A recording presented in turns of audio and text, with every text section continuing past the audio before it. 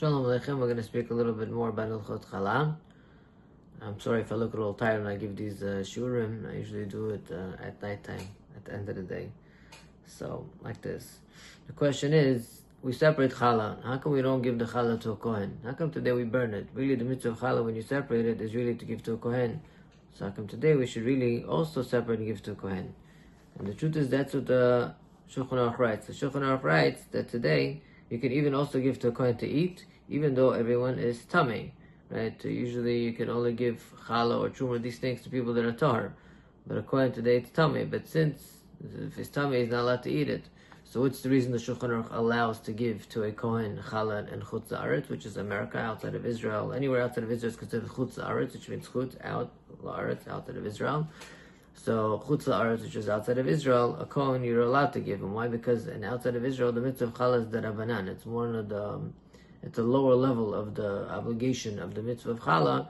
One of the reasons why we do challah outside of Israel is so we don't forget this mitzvah. So chamim mitzvah to this mitzvah, so it doesn't have all the stringencies.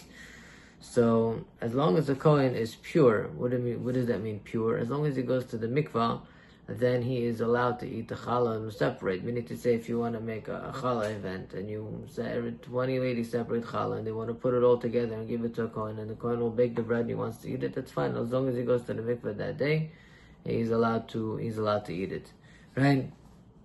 Has to make sure he goes to the mikveh that day and he doesn't do anything to impurify himself afterwards, which would mean that if he was with his spouse, then automatically he would need to go to the mikveh again. Or you're allowed to give it to a kohen that's less than 9 years old. And the Ramah also adds in the Shulchan Aruch. The Ramah is there's two main authors in the Shulchan Aruch. There's Rav Yosef Karo, which is the Sephardic author, and there's the Ramah, which is the Ashkenazi author.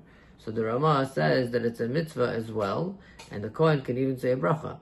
The kohen can say Asher Kedishanu Asher Kedishanu B'Kedushato Shel Aaron L'Tzivanu Lechol L'Turoman, and that's the halakha that really he's allowed to do it. And the Shulchan Aruch says you're allowed to separate and give to the kohen, no problem, right? And as long as his wife is also pure, she can also eat it, and they can all eat it. So if you make one big challah party, you want to give it to a kohen, he's allowed to eat it, no problem. However, even though that's the halakha, the Ramah writes the minhag, the custom is not like that. The custom is to burn the challah, right? So what's the reason why we burn the challah? Because we're concerned that either a goy will come and eat it, which would be an issue, or maybe a child will throw it out, and there are other concerns. As the Marshal writes that today we have Kohanim, but the Kohanim that we need to have Kohanim Yuchasim. Kohanim Yuchasim means that his lineage needs to be pure Kohen, father after father after father after father, Mamash Ole to Aaron. And this is since everybody has a Chazakah. Chazakah means that since he's a Kohen, we know his father's a Kohen, his father's a Kohen, so we assume automatically he's a Kohen. But do we know what happened the past 3,500 years? So there's a concern. But we're not gonna say he's not a Kohen because that's concern. We fully treat him like a Kohen 100%. Right? And he is a Kohen up Yalach 100%. But since there is, a chance, or maybe one of the mothers along the way, maybe she was a divorcee and she married a Kohen when she was not allowed to, and then her children are Kohanim, they're not allowed to have challah. They're considered chalalim, and her children on. So it would be very hard. So therefore, when it comes to Hilchos Challah, they say just burn it. Don't put yourself in a situation of giving it to a Kohen where there are such concerns, right? Even though the Pitchei Tshuva, which is one of the authors also on the Shulchan Aruch, writes, when you have a chazakah that you're a kohen, you're allowed to eat truma. However, the Bet Ephraim writes, which is another contemporary posek, he says that was during the time of the Gemara, but unfortunately, after so many galuyot, the Jews, they went through so much after the Bet HaMikdash was destroyed. They country to travel.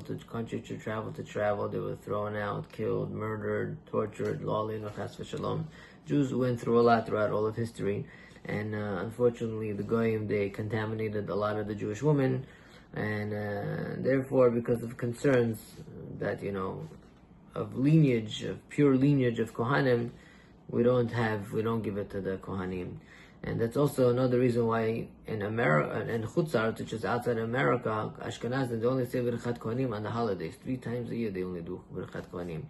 They don't do Birchat Kohanim other than that. 4 times a year, I think it was 3 or 4 times a year, I think they do it. Maybe 3 times a year they do it. In order why? That they shouldn't forget Birchat Kohanim. But in Eretz Yisrael, they continue to do Birchat Kohanim. Why? Because in Eretz Yisrael, there's more of a chazakah, that the ones that stay there are more pure Kohanim. And Chutz La'aretz, since the whole Galiyot were very long, it would be very hard to track pure Kohanim. That's the Ashkenazim, this is the way they hold.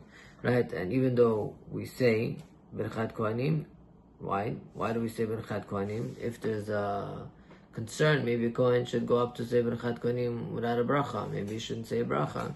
But you know why he says a bracha? Because if a Kohen gets up to Birchat Kohanim and he doesn't say bracha, or he doesn't go up to Birchat Kohanim, then what happens is he's going to be over 3 mitzvot. And therefore Chamim said he should go up, he should say bracha to Birchat Kohanim. Another reason he says over here, and Chazon Ish writes, in order for a Kohen to be a pure Kohen, you need testimony. We need to say the parents need to have Eidim, that their parents are also Kohanim. Right? But nowadays, we don't verify any of this. If somebody comes and says, I am a Kohen, you believe him, and you give him a aliyah to be a Kohen, because people have ne'emanut. People have, if they say something, you trust them, you believe them. Not unless there's a reason to believe, to be suspicious, then not. But if there's no reason to be suspicious, no reason to believe otherwise, you believe that people have a chazakah of ne'emanut. People have a ne'emanut, and therefore they have a chazakah. It says as well that when they used to separate matzah, when they used to bake matzah, they used to separate all the challah from the matzah, and they used to give to the kohanim. However, it says nowadays we don't see this minhag, and the Aruch HaShulchan also writes that really, even today, if you want to give challah to kohanim, you're allowed to give kohanim, and there's no difference between the minhag that they had during Pesach, where they gave challah to the kohanim, and the minhag throughout the year that they don't give challah, right? And you're allowed to give him, and if the kohen wants, he could even say the bracha that's brought down in the Shulchan Aruch. And the Aruch HaShulchan writes, Chas v'shalom, to even come and think that there's a question of the kohanim or not question of kohanim. All the kohanim have a chazakah that they're kosher. You're allowed to give challah to a kohen 100%, and that's the halakha. So after I just brought a little bit of some detail, a background detail of why we don't give challah to a kohen, even though api halakha it says that's what you should be doing, because of all these concerns. But again, these are all concerns. If a person would want to separate challah to give to a kohen, he could separate challah to give to a kohen, because really there's 2 mitzvahs in challah. One, you separate challah to fix the flour, the dough. The second mitzvah is to give to the kohen. That's the second mitzvah of challah. So to fix the dough, you just need a tiny piece. But to give to the kohen, you need to separate 1/24th or 1/48th of what you're giving. The minhag is to give a kazayit, which is like an olive worth about 28 grams. But that's only if you're going to give to a kohen. But if you're not going to give to a kohen, you're going to burn it, then you take as least as possible. You're going to burn it anyways. Why would you waste the bread? It could even be a sheila bal tashchid.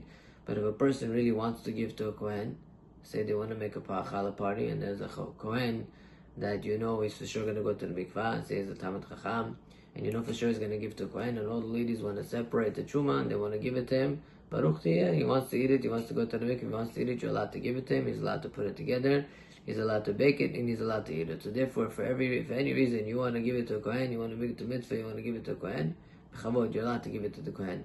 But the minhag, like I said, is that we burn it. So that's the minhag. We're going to discuss the minhag of burning it, B'ezrat Hashem, in the next year. But now I just wanted to discuss why we don't give to a kohen, and for all of these random concerns. But at the end of the day, if you want to give to a kohen, you could give to a kohen. Have a good night.